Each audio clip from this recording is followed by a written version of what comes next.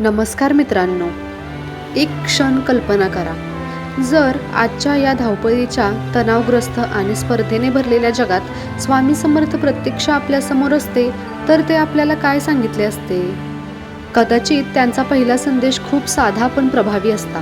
भिवू नकोस, मी तुझ्या पाठीशी आहे. आज माणूस पैशासाठी धावत आहे, यशासाठी झटत आहे, पण मनशांती हरवून बसला आहे. मोबाईलमध्ये हजारो मित्र आहेत, पण मन मोकळं करायला एकही माणूस नाही. माहिती खूप आहे, पण ज्ञान कमी आहे. अशा वेळी स्वामी समर्थ कदाचित म्हणाले असते, तू जग जिंकण्याच्या प्रयत्नात आहेस, पण स्वतःला हरवत चालला आहेस. आधी स्वतःला ओळख. आज आपण सकाळी उठल्यापासून रात्री झोपेपर्यंत स्क्रीनकडे पाहत असतो. दुसऱ्यांच्या आयुष्याशी स्वतःची तुलना करत राहतो. कुणाकडे मोठी गाडी आहे, कुणाकडे मोठं घर आहे, कुणाला जास्त यश मिळाले आहे. पण स्वामी समर्थ कदाचित म्हणले असते, तुलना ही दुःखाचं मूळ आहे. प्रत्येकाचा प्रवास वेगळा आहे. स्वतःच्या मार्गावर चाल. मित्रांनो, आज मानसिक तणाव, चिंता आणि नैराश्य यांचं प्रमाण वाढत आहे. प्रत्येक चेहऱ्यावर हसू दिसतं, पण मनात संघर्ष सुरू असतो.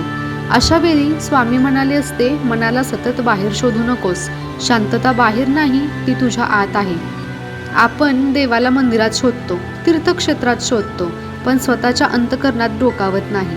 स्वामी समर्थ म्हणाले असते, प्रार्थना म्हणजे एक शब्द नव्हे, प्रार्थना म्हणजे श्रद्धा, प्रार्थना म्हणजे विश्वास. आज अनेक लोक यश मिळवण्यासाठी शॉर्टकट शोधतात. कमी मेहनतीत जास्त फळ हवं असतं, पण स्वामींचा संदेश स्पष्ट असता, कर्म करत राहा, फळाची चिंता करू नका. योग्य वेळी योग्य फळ मिळेल.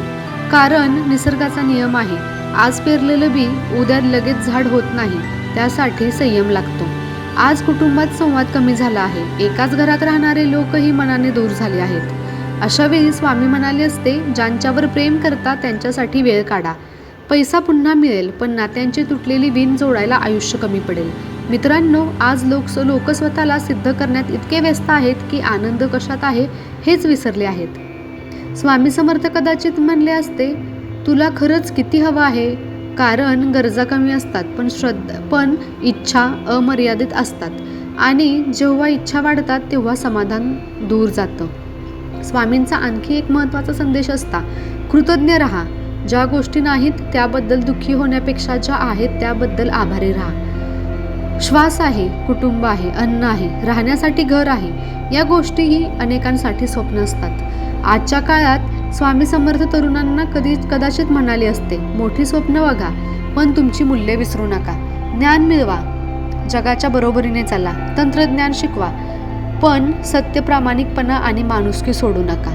कारण यश माणसाला मोठं बनवतं, पण संस्कार माणसाला श्रेष्ठ बनवतात. आणि जे लोक संकटामुळे खचले आहेत, अपयशामुळे निराश झाले आहेत, त्यांना स्वामी समर्थ पुन्हा एकदा तोच दिलासा दिला असता, भिवू नकोस, मी तुझ्या पाठीशी आहे. हा फक्त आशीर्वाद नाही, तर जगण्याची शक्ती आहे.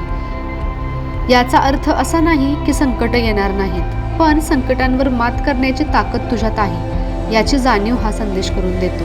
शेवटी स्वामी समर्थ आजच्या जगाला कदाचित एवढंच सांगितले असते, श्रद्धा ठेव, संयम ठेव, चांगले कर्म कर आणि मन शांत ठेव. जग बदलण्यापूर्वी स्वतःला घडव.